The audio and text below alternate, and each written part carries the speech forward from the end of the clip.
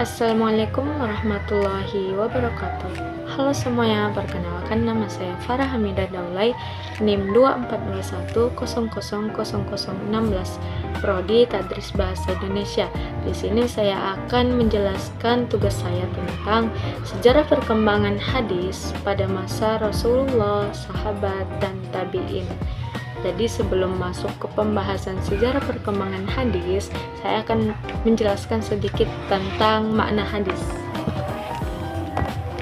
Kelahiran hadis terkait langsung dengan pribadi Nabi Muhammad SAW karena beliau merupakan sumber hadis.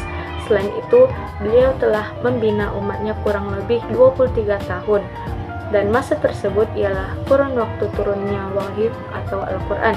Bersamaan dengan itu hadis disampaikan. Lahirnya hadis pada masa Rasulullah SAW adalah adanya suatu interaksi Rasulullah sebagai mubayyin atau pemberi suatu penjelasan terhadap ayat Al-Quran kepada sahabat ataupun kepada umat lainnya dalam rangka menyampaikan risalah, dan juga karena adanya berbagai suatu persoalan hidup yang sedang dijalani oleh umat yang sangat butuh jalan pemecahannya dari Rasulullah. Lalu para sahabat memahami dan menghafal apa yang memang telah diterimanya dari Nabi Muhammad SAW. Jadi masuklah ke pembahasan tentang perkembangan hadis pada masa Rasulullah. Jadi hadis pada masa Rasul dikenal dengan asr al-wahyi wa al-takwin, yakni masa turun wahyu dan pembentukan umat Islam. Wahyu yang diturunkan Allah dijelaskan Nabi melalui perkataan, perbuatan, dan takrirnya, sehingga apa yang didengar dan disaksikan oleh para sahabat adalah pedoman bagi amaliyah dan ubudiyah mereka.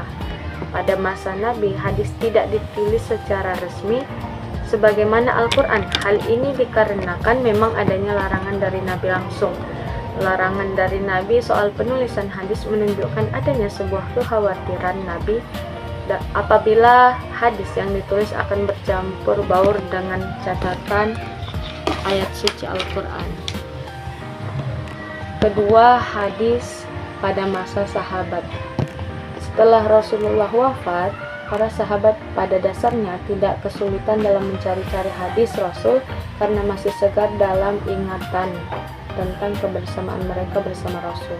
Namun, kekhawatiran para sahabat akan terjadi dusta atas nama Rasul membuat mereka sangat berhati-hati dalam menerima dan menyebarkan hadis-hadis meskipun dari kalangan sahabat sendiri.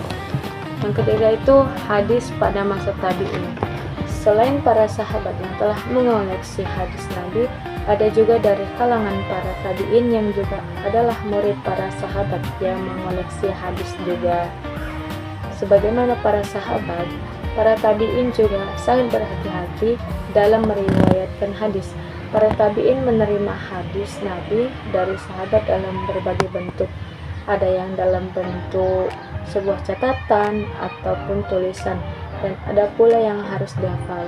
Jadi sebenarnya kodifikasi hadis ini merupakan penulisan, penghimpunan, dan pembukuan hadis Nabi yang dilakukan atas perintah resmi Khalifah Umar bin Abdul Aziz. Ketika Khalifah Umar bin Abdul Aziz memerintah, pada saat itulah hadis dibukukan supaya tidak terjadi hal-hal yang tidak diinginkan seperti mendustakan hadis dan sebagainya. Sekian penyampaian materi dari saya. Lebih dan kurangnya saya mohon maaf.